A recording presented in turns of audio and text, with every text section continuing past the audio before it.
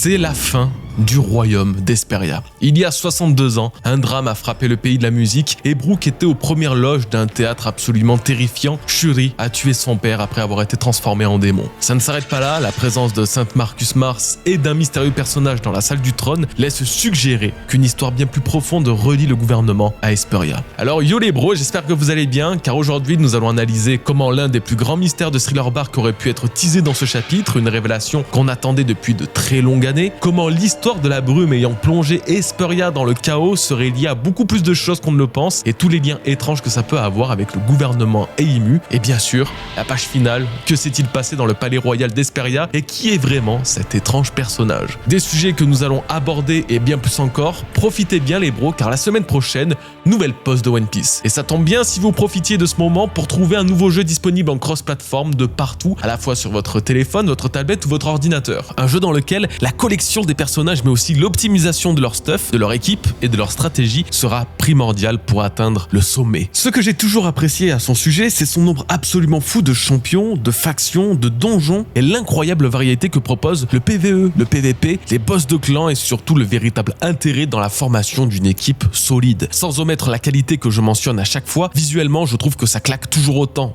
dans la qualité graphique que dans le design des champions. Et là, c'est clairement le meilleur moment pour commencer. En téléchargeant Raid avec mon lien en description ou en scannant le QR code à l'écran, les nouveaux joueurs peuvent récupérer 2 champions légendaires gratuits et un champion épique puissant. Dès le départ, vous obtenez Harvest Jack, un légendaire de la faction des hordes de morts-vivants, particulièrement fort pour contrôler les ennemis, retirer leurs buffs et réduire leur attaque et mettre la pression en PvP comme en PvE. Puis au niveau 15, vous débloquez Knight Errant, un épique des Bannerlords connu pour ses énormes dégâts mono-cibles. Et pour le deuxième légendaire, vous pouvez utiliser un seul des 5 codes promo. Perso, je vous conseille Go Fast pour Razelvarg, déjà parce que c'est plus simple à prononcer, mais surtout parce que la vitesse est super importante dans ce genre de jeu et il peut beaucoup vous aider avec ses dégâts de zone et ses buffs. Attention, pour avoir ces bonus, il faut bien passer par mon lien en description ou mon QR code. Si vous téléchargez directement depuis l'App Store ou le Play Store, vous ne les aurez pas. Ensuite, vous aurez juste à utiliser votre code promo dans les 48 heures. Je vous souhaite alors maintenant un bon début de jeu dans Raid, mais je m'inquiète pas, vous avez désormais tout ce qu'il vous faut pour commencer de la meilleure façon. Bon ce chapitre nous pousse vers la fin de ce flashback, j'imagine qu'il reste pas longtemps avant qu'on revienne dans le présent, donc ce qu'on va faire c'est qu'on va résumer le chapitre et aller à l'essentiel de ce qui nous intéresse. Nous découvrons donc l'origine de Brooke littéralement, il apprend de Candle les attitudes qui le caractériseront par la suite comme son air de dandy et sa façon de s'exprimer, même si c'était déjà un petit pervers à l'époque. Ça reste vraiment bien d'avoir les explications des origines de ses mimiques, c'est toujours très bon à prendre je trouve. Il a aussi appris son style au sabre, ou du moins au furet ou à l'escrime ou à la rapière. Il y en a forcément une de bonne dans ce que je viens de vous citer. Malheureusement, on ne pourra pas voir Candle à l'action, ni dans ce chapitre, ni dans le prochain, apparemment. Mais on y revient après. En tout cas, elle avait l'air d'être vraiment douée et sa fille, qui suivra la même voie qu'elle à travers Brooke, avait un potentiel exceptionnel également. Donc oui, rien de plus de ce côté-là, on va avoir un long moment de comment s'est développée la relation entre Candle et Brooke, c'était pour le coup très drôle et mignon. Je regrette d'ailleurs de ne pas avoir vu ce genre de moment aussi avec Shuri. En fait, la princesse n'a eu aucun lien particulier avec ses parents tout le long du flashback, si ce n'est 1 ou 2 cases, ça aurait encore plus impacté la finalité de ce chapitre. Bref, pour continuer alors que tout semblait bien se passer un an plus tard, il y a 62 ans, un événement se produit sur Hesperia. Un smog toxique va recouvrir l'île pendant 6 mois, tuer des citoyens mais aussi anéantir l'économie de l'île. Du jour au lendemain, Hesperia a perdu tout de sa superbe, notamment Candle, son soleil, morte de maladie due à la brume toxique, et ça n'a fait que s'aggraver avec l'arrivée du gouvernement. Ils sont venus une première fois et sont revenus dans le pire moment d'Hesperia pour demander le tribut céleste. S'ils étaient incapables de payer, alors ce seront 1000 citoyens d'Hesperia qui deviendront des esclaves sur Marie-Joise, chose que Louvain ne pouvait absolument pas accepter, évidemment. L'assaut du gouvernement a bien lieu et bien sûr, le royaume n'a pu résister. Le roi sera tué par Shuri, tous deux d'Omiri-Versi. Brooke découvrira la scène avec la présence de 2 autres entités, un homme et ce qui semble être Mars dans sa forme Zoan. Le chapitre se clôt ici devant l'incompréhension d'un peu tout le monde finalement. Alors il y a des trucs trop bien, trop intéressants, mais aussi des trucs trop bizarres dans ce chapitre. C'est l'heure d'analyser ça avec un petit peu plus de profondeur. N'oubliez pas de liker cette vidéo au passage les bros si vous voulez m'aider et me soutenir. Ça serait top, merci beaucoup. On va parler île disparue. En effet, un des citoyens d'Hesperia révèle que sur WestBlue, un pays avait été récemment rayé de la carte. C'est super intéressant et important car certains d'entre vous, peut-être pas trop au courant de la chronologie, peuvent se dire qu'il s'agit de God Valley ou de O'Hara, car ce sont des pays de WestBlue ayant disparu et ayant été rayés de la carte également. Sauf que non, ce ne sont pas eux, c'est strictement impossible pour la simple et bonne raison que le flashback remonte à non plus 63 ans en arrière, mais 62 ans. Il y a eu un petit saut dans le temps d'une année, puisque Shuri passe de 14 à 15 ans. Voilà, c'est important parce que God Valley et O'Hara ont disparu il y a moins de 38 ans, ça n'a donc rien à voir. Mais alors de quel pays parle-t-il donc? C'est quand même fou cette histoire. Eh bien pour le coup, j'avais pas d'idée avant qu'elle ne me pop en plein live pendant la react du chapitre jeudi soir. Il se pourrait bien que ce pays disparu soit Thriller-Bark. Alors Thriller-Bark, c'est en fait le nom du bateau de Gecko Moria. Mais ce bateau est composé d'un très beau château et d'une très grande parcelle de terre qui fait finalement quasiment la taille d'une île normale. Bien sûr, ça va sans dire, comme le révèle Brook au chapitre 443, cette île vient de WestBlue, exactement la mer d'où vient Brook, d'où vient Hesperia, et donc ça correspond parfaitement à ce qui est révélé dans ce chapitre. La théorie serait donc qu'il y a plus de 60 ans, donc même 62 ans pour être précis, l'île qui compose aujourd'hui Thriller-Bark a été soit attaquée par le gouvernement mondial, soit abandonnée par eux. Parce que si on reprend la case qui nous mène à cette idée et comprend aussi tout son contexte, les citoyens s'inquiètent du futur de leur pays, car les pays non affiliés deviennent des zones de non-droit où le pillage est d'une violence inouïe. Donc Thriller-Bark, on va appeler le royaume comme ça, aurait été soit pillé et attaqué par des pirates suite à son exclusion du gouvernement mondial après n'avoir pu payer le tribut céleste, ou alors c'est le gouvernement mondial qui a exterminé ce royaume. Ils auraient capturé l'intégralité des habitants pour en faire des esclaves, comme ce qui était prévu sur Hesperia, ou pire encore, Thriller-Bark aurait été victime d'une des chasses à l'autochtone du gouvernement. Parce que là où ça tombe extrêmement bien, c'est que si la chasse qui a eu lieu tous les 3 ans a eu lieu il y a donc 38 ans sur God Valley, eh bien en calculant à partir de cette date tous les 3 ans, on remonte sur des éditions de cette chasse il y a donc 56 ans, 59 ans ou encore 62 ans, l'année à laquelle le pays de WestBlue aurait été rayé de la carte. C'est une théorie très plausible pour le coup et on aurait enfin le fin mot de l'histoire sur les origines de Thriller-Bark, un pays qui serait finalement très lié à Brook. Au passage, pour ceux qui savent pas ou qui auraient oublié, c'est quoi le tribut céleste précisément? Dans notre monde, c'est littéralement les impôts mais modèle XXL. En gros, c'est une taxe qu'ont les royaumes affiliés au gouvernement pour continuer d'être affiliés au gouvernement et donc d'être protégés par eux. Sauf que cette taxe destinée uniquement aux horribles loisirs des Tenryubito déjà pétés de thunes, elle est énorme. Et rares sont les pays capables de la supporter. La moindre faiblesse économique et c'est fini pour eux. Ils ne peuvent plus payer la taxe et deviennent les ennemis du gouvernement. Guerre civile, pillage, esclavagisme, tout ça, ce ne sont que des thèmes vus et revus chez des Kaido, des Barbes Blanches par exemple, qui ont subi de plein fouet les dégâts que peut faire cette taxe sur les royaumes. C'est donc aujourd'hui le cas d'Hesperia qui mène cette même tragédie, les conditions climatiques ayant détérioré leur économie et par extension leur pays entier. Ok, alors petite pause dans la vidéo, très rapide, je vous embête pas longtemps. Vous allez voir qu'il y a une différence d'éclairage entre certains plans en cam, etc. C'est normal, j'ai eu un problème technique et j'ai dû re-record certains passages. Donc voilà, ne vous inquiétez pas, c'est pas votre écran qui déconne, votre téléviseur, peu importe, c'est moi. Voilà, j'ai fait n'importe quoi, j'ai fail, bon, je suis un humain après tout. Voilà, désolé, des bisous, profitez bien quand même. C'était le premier sujet que je voulais aborder, maintenant parlons d'un autre qui concerne Gunko. Honnêtement, je pense que ça va droit dans le mur, mais je préfère l'aborder dès maintenant et rapidement, au moins c'est fait. Serait-elle le fruit d'une relation non désirée entre Candle et un chevalier divin ou un Tenryubito? Je vous dis ça juste pour un enchaînement étrange qu'il y a eu. Une des pages que j'ai d'ailleurs le moins bien assimilé de ce chapitre. Brook dit qu'avant la naissance de Shuri, un navire du gouvernement s'est échoué sur Hesperia et que ça a secoué le pays en leur mettant la pression. Comment et pourquoi? On n'en sait pas grand chose. Bref, ça a rendu malade Candle pendant des mois d'anxiété apparemment, mais après ça, Louvain est devenu roi et au même moment, ils se sont mariés avec Candle pour finalement que Shuri naisse ensuite. Alors déjà, je suppose que le roi de l'époque, donc le père de Louvain, était dans des affaires avec le gouvernement qui se sont peut-être pas très bien passées. Le menant a quitté son statut pour que son fils prenne sa place, donc pourquoi pas. Mais surtout, même si j'ai pas entièrement idée du timing avec lequel ça s'est fait, je trouve ça bizarre que la naissance de Shuri coïncide autant avec une interruption du gouvernement mondial dans le récit de Brook. D'autant plus quand on connaît le futur, le gouvernement va attaquer Hesperia avec un mec chelou qu'on n'a jamais vu dans le palais et Gunko qui deviendra plus tard chevalier divin. Sachant que cette histoire avec des chevaliers divins et les Tenryubito devient quelque peu récurrente malheureusement,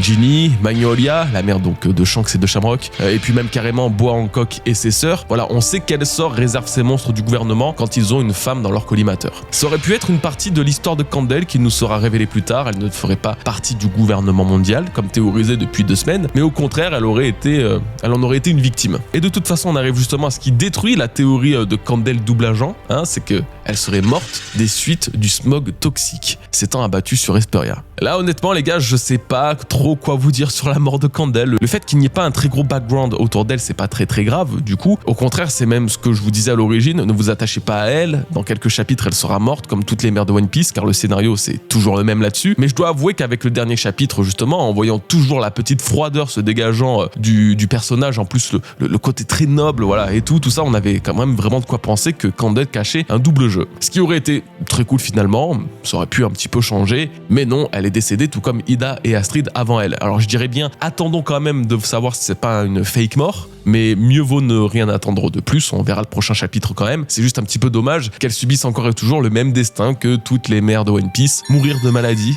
et là où les hommes meurent en combattant. Il est temps de passer à un autre sujet, l'événement qui a signé la fin d'Hesperia, le smog toxique. Cette histoire de brume, de brouillard, moi elle commence vraiment à m'intriguer parce que oui, là ça vient peut-être pas d'Imu ou du gouvernement, c'est peut-être qu'un doux hasard, et il arrive que parfois un phénomène pareil se déclenche naturellement sur une île dans les mers de One Piece, bien qu'on n'en ait jamais entendu parler. Ça me va. Par contre, ce qui me va pas, c'est que ce principe de brouillard mystique, on l'a déjà eu par le passé, à plusieurs reprises et dans divers cas de figure. Déjà, il y a la Dance Powder qui, je cite, dégage une espèce de brume montant dans le ciel pour altérer le climat. Et il y a ensuite le très connu triangle de Florian dans lequel a erré Brook. C'est une grande zone sûrement inspirée du triangle des Bermudes, mais en tout cas, il s'agit d'une mer de brume installée depuis des décennies. Encore après, et là c'est vraiment intéressant car au chapitre 802, Zou est une île décrite comme protégée par un épais brouillard, un truc dont on a vraiment tendance à oublier, mais Oda avait apparemment la volonté de lier Zou à la brume. Récemment, il y a eu au chapitre 1129 l'explication de comment les Mugiwara se sont endormis avant d'arriver sur Elbaf. Ils ont traversé la ceinture des brumes endormies. Et pour finir, le plus important pour la fin, Laftel. Jamais il n'a été précisé que cette île existait dans un brouillard quelconque. Par contre, on a un peu toutes les raisons de le penser. Lors de sa toute première mention et apparition officielle dans les explications de Crocus, Laftel est montré dans un climat brumeux. C'est peut-être un effet de style pour souligner le mystère de l'île ou alors c'est un véritable indice. D'ailleurs, au chapitre 818, Rebelote, quand Inuarashi en parle, Laftel apparaît entouré de brume à nouveau, donc ça n'a pas changé dans l'esprit d'Oda depuis 700 chapitres à ce moment-là. Il y a aussi un moment assez intriguant au chapitre 0, celui racontant le monde avant et pendant la mort de Roger. Et bien justement, nous voyons Roger disparaître dans une mystérieuse brume lorsqu'on mentionne son tour de Grand Line et son surnom de roi des pirates. Tout ce qu'il a obtenu en atteignant Laftel finalement, et c'est encore plus flagrant dans l'épisode en question, où on voit vraiment Loro Jackson disparaître dans la brume. Finalement, l'un des arguments que je trouve le plus convaincant, c'est la représentation de l'ancien royaume par Clover, la seule représentation que nous avons de cette île depuis 1200 chapitres, au passage. Elle est faite entourée de brume, de nuages. Et bien que ce soit théorique, on peut quand même trouver des cohérences dans l'idée que l'ancien royaume soit Laftel et vice versa. Ça fait beaucoup de mots tout ça, mais il y a quelque chose derrière, je suis sûr qu'il y a une logique dans ces apparitions de brume et la réponse pourrait être trouvée dans le gouvernement mondial, ou du moins chez Imu. Et s'il disposait d'un pouvoir capable d'influencer le climat et qu'il l'utilisait pour contrôler le monde. Contrôler le monde de plusieurs façons différentes, déjà en dissimulant des mystères tabous du gouvernement, tel l'ancien royaume qui est le plus grand secret qu'ils veulent cacher au risque de révéler bien une partie du siècle oublié d'il y a 800 ans, mais aussi un secret pouvant résider en plein cœur du triangle de Florian, avec notamment la créature apparue à la toute fin de cet arc. Si on ne sait rien de cette entité, je dois dire que ça m'étonnerait que Oda ne la dévoile pas plus tard, qu'il ne donne pas d'explication autour de cette créature quand récemment encore, au chapitre 1167, on mentionnait le triangle de Florian quand il était question de savoir qui était le monstre détruisant les pirates à cette époque. On sait qu'il s'agissait d'Harald, là n'est pas la question, c'est surtout qu'à ce moment-là existait déjà le mythe d'un monstre dans le triangle de Florian. C'est ce que sous-entend la question du journaliste. Donc sans savoir de quoi ou de qui il s'agit, peut-être même une arme antique, va savoir Uranus. Si le gouvernement peut créer des brumes ou que sais-je encore, ils auraient pu le faire ici pour cacher cette mystérieuse chose et l'empêcher de se déplacer dans les océans. Une sorte de prison quoi. Dans le même principe de prison naturelle sur les mers causée par Imu, et quand je dis Imu, c'est Imu et ou le gouvernement, eh bien il y a Zunesha. Rappelez-vous la mention d'une brume entourant et protégeant l'île de Zu, mais rappelez-vous aussi du bannissement qu'a subi l'éléphant pour un crime passé, ressemblant d'ailleurs beaucoup plus à une malédiction qu'à un exil. Et si les deux choses étaient liées? En plus d'être marqué par des yeux en spirale qui seraient peut-être un des signes de malédiction d'Imu, le roi du monde aurait cherché à contrôler les faits et gestes de l'éléphant pour qu'il ne puisse pas ouvrir les frontières de Wano Kuni et libérer Pluton. Malheureusement pour Imu, malédiction ou brume, il n'a pas pu empêcher l'apparition de l'élu des Kozuki, Momonosuke, le seul ayant la capacité de contrôler l'éléphant. Et bien sûr, nous avons Laftel, une île que personne n'a trouvée si ce n'est le roi des pirates, en suivant un itinéraire, celui des 4 autres poneglyphes, qui donneront sa localisation. Imu a strictement toutes les raisons d'avoir utilisé ce truc là pour dissimuler Laftel aux yeux de tous, ou du moins d'en empêcher son accès naturellement afin de préserver cette partie importante du siècle oublié qu'il n'a peut-être jamais pu détruire. Cette île serait littéralement sur un autre plan physique que le reste du monde. Et là, bien sûr, si Oda s'est inspiré de quelque chose, d'un mythe comme il en a l'habitude, ça devient très vite passionnant. Et si vous suivez les reviews depuis l'arc d'Elbaf, normalement, je vais vous parler d'un truc qui vous rappellera la review du chapitre 1129. Car c'est dans ce chapitre que Rod expliquait l'existence de la ceinture des brumes endormies entre Elbaf et Eged. Je vous expliquais alors qu'Oda aurait pu s'inspirer de Tir na Nog pour Elbaf, qui est une terre légendaire des mythes celtiques. Et effectivement, ça a toujours une forme de cohérence, même un an et demi plus tard, car Tir na Nog a comme particularité d'avoir un flux temporel différent de celui de la Terre. 3 semaines passées sur l'île équivaut à 3 siècles dans le monde réel. On sait que sur Elbaf, il y a un souci. C'est Louis Arnott qui nous l'a dit, qui nous l'a écrit. On n'est juste pas sûr de quel genre de souci il s'agit. Alors on a quand même des raisons de penser que la perception du temps est différente pour les habitants de l'île. S'ils ont l'impression d'y passer un an, ça sera en réalité 3 ans qui se sont écoulés. Le truc avec Gaban qui ne savait pas donner une date à la mort de son capitaine, c'est l'exemple typique pour nous pousser dans cette idée. Enfin, tu vas pas me faire croire que Gaban ne se rappelle pas précisément du jour de la mort de Roger, ça me paraît moi absolument surréaliste. Bref, cette Tir na Nog est une terre paradisiaque, une terre de la jeunesse éternelle, ce qui rappelle d'ailleurs les géants vivant des siècles et des siècles.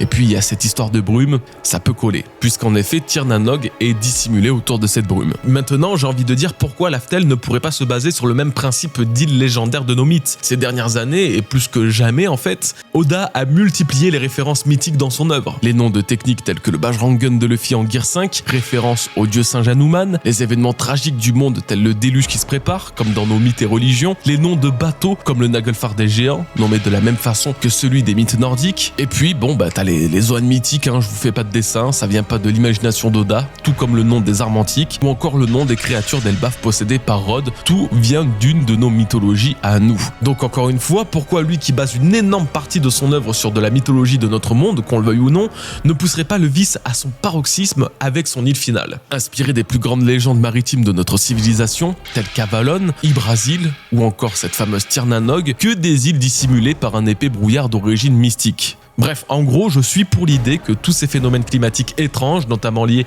à la brume, soient de l'œuvre d'un antagoniste du manga, comme au pif Imu, car cela pourrait chaque fois l'aider à maintenir le monde comme il le désire. Bon, sauf la brume d'Elbaf, là, qui endort les gens, pour le coup, je vois pas à quoi ça lui sert. Moi, en tout cas, je n'oublie pas que Imu a ce désir de briser l'esprit des gens, briser leur volonté, pour exercer une soumission totale sur eux et en faire de parfaits esclaves. Nous l'avons vu aujourd'hui dans ce chapitre, mais c'était aussi son désir en arrivant sur Elbaf. Briser le cœur de ce pays, c'est briser la combativité des géants, leur volonté, les rendre beaucoup plus faibles mentalement et plus obéissants. Et ça aurait bien marché sur les habitants d'Esperia, provoquer la fin du royaume et leur impossibilité de payer le tribut céleste était le plan parfait pour justifier leur perte de statut d'humain et en faire des esclaves. Le faire à travers des changements climatiques tels qu'une brume infinie sur un royaume est le meilleur moyen de les priver du soleil, le symbole de la vie, mais aussi de leur liberté. Alors que le raid de la marine bat son plein, Brook lui se rue au palais royal et découvre l'horrible scène que nous attendions tous. Shuri a assassiné son père, le roi Louvain. Mais ce n'est pas tout. Bien qu'elle soit Domiriversi, Louvain l'était aussi à en juger les ailes et cornes de son corps. Pour couronner le tout, se trouvent dans la salle du crime 2 personnages, Sainte Mars dans sa forme Itsumade, ainsi qu'un autre homme du gouvernement. Alors on va essayer de comprendre ce qui s'est passé ici, pourquoi Mars se trouve sur Hesperia et qui est cet homme mystérieux que nous n'avons en fait jamais vu jusqu'à présent. J'ai très hâte de vous en parler, mais j'ai encore plus hâte de découvrir le prochain chapitre. Non pas de hype, mais d'avoir l'explication de comment et pourquoi Brooke a pu tenir responsable Gunko de la mort de Louvain. Parce que là, le coup qu'elle se soit fait Domi-Riversi et tout, ok, on s'en doutait. Que Brooke l'ait vu attaquer et tuer son père alors qu'elle était totalement manipulée, ça aussi on s'en doutait, et ça pouvait quand même un petit peu expliquer pourquoi il avait une rancune envers elle. Voilà, il a pas bien vu qu'elle était manipulée, il a aperçu attaquer Louvain, il s'est dit « Waouh, ok, la petite princesse Shuri qui n'a jamais posé de problème a pété un plomb, c'est un monstre, je veux plus la voir. » Bon, vas-y, admettons, même si là, ça commence à devenir un petit peu bizarre. Mais là, mon gars, aujourd'hui, on découvre quoi? Que Brooke voit Shuri et Louvain avec des ailes, transformés en démons, littéralement, des cornes et tout. Et en plus de ça, 2 mecs chelous à côté. Et là, il s'est pas dit dans sa tête, mais tiens, c'est vrai que c'est bizarre, ça, c'est pas normal. Déjà, ces gens-là n'habitent pas ici. Et dans un monde où existent des pouvoirs capables de manipuler les gens, Shuri s'est peut-être fait contrôler, et Louvain aussi vu qu'il a ses ailes. Non, il a eu plus de 60 ans pour y réfléchir, pour relativiser, pour prendre du recul, mais finalement, à aucun moment la lumière ne s'est éclairée dans son crâne. Shuri était responsable de A à Z, c'est tout, voilà, il ne voyait pas autre chose. Ah Brooke, moi je t'adore, j'adore ce perso, vraiment, mais si c'est vraiment ça la finalité, il va falloir revoir sa jugeote.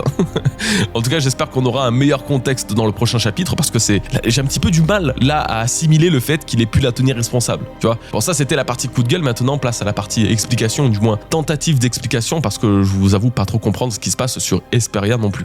Donc Hesperia était en sursis à cause du tribut céleste qu'ils n'ont pu payer, ça d'accord. Le problème étant que ce n'est pas assez pour justifier le déplacement de Mars ici même. Un membre du Gorosei qui descend sur Terre, la dernière fois c'était pour un événement comme God Valley avec Saturne. Et de l'autre côté, quel intérêt d'avoir Domi-Riversi, Louvain et Gunko alors que seul le roi était censé mourir pour son pays? Pourquoi lui a-t-il subi la démonification? Écoutez, autant je suis pas fan de ces théories, autant là on a de nouvelles raisons de penser que Louvain faisait partie des Davidi. La transformation de toute la famille avec le Domi-Riversi comme sur God Valley, la présence d'un membre du Gorosei comme sur God Valley également, puis du coup les attributs physiques qu'on a déjà mentionnés dans les précédentes reviews, Louvain peut vraiment cocher les cases d'un Davidi. Brooke, je suis toujours pas convaincu, mais là pour l'instant le seul truc qui peut justifier autant d'énergie déployée par le gouvernement pour exterminer Hesperia, c'est que Hesperia est un lien avec les tabous du gouvernement, et donc les tabous d'Imu comme les Davy, Lady, tout ça. Après, les Davidi ne sont pas nécessairement les seuls à pouvoir être Domi-Riversi, preuve avec les géants d'Elbaf, mais peu importe, ça devient une hypothèse sérieuse, sauf si Oda se met à vraiment vouloir utiliser le Domi-Riversi n'importe où et n'importe quand. Voilà, sans vraie conditions particulières. Autre hypothèse du coup qui prend en grade, le Domi-Riversi ne peut être utilisé que sur l'île natale des victimes. Alors les géants avec Elbaf, les Davy avec God Valley, Louvain et Gunko sur Hesperia, du coup pour l'instant on est sur un sans faute. Mais bon, en tout cas, à part d'être un potentiel Davy, je vois pas ce qui pourrait mener Hesperia à une telle tragédie vraiment. Il y a bien une histoire de la mafia, de la poudre et du trafic qu'il y avait avec les faux marines du dernier chapitre, ça peut avoir un lien, et justement cette histoire de climat et de poudre, ça me fait penser à la Dance Powder qui a été introduite sur Alabasta, qui peut créer des vraies tragédies climatiques, mais là encore on n'a pas d'indice, pas d'éléments, niet. Maintenant, on va passer à cet homme mystérieux là, dans le palais royal. Mars, on le connaît bien, mais lui, il est inconnu au bataillon. Voici donc ce que j'en pense. La théorie la plus probable pour moi est qu'il soit un chevalier divin. Déjà car ce sont les chevaliers divins qui sont les plus proches du Gorosei en termes de hiérarchie. Sur God Valley, on a bien vu Saturne et Garling échanger ensemble au début du chapitre 1160. Enfin bon, il est clair que ce sont des duos plutôt bien adaptés et ce sont les seuls en plus à connaître l'existence d'Imu également. Enfin, je suppose. Il y a aussi le fait que Mars a probablement été téléporté ici par un cercle Abyss que ce même chevalier divin aurait invoqué. En tout cas, c'est ce que m'évoque la forme intangible là de Mars et la fumée autour de lui, comme s'il était encore au-dessus du pentagramme qui venait de l'invoquer. Pour finir, l'argument qui me semble le plus précis, c'est la tenue. Cet homme a une tenue aux couleurs très foncées, là où normalement la tenue des amiraux est beaucoup plus claire. Alors peut-être que ça a changé entre-temps, mais son accoutrement me rappelle encore une fois beaucoup les chevaliers divins, et surtout celui représenté dans l'explication de Shanks sur les pouvoirs de ces derniers au chapitre 1169. On dirait vraiment un copier-coller, mais en plus vieux. Donc ouais, je pense vraiment qu'on a affaire aux tenues typiques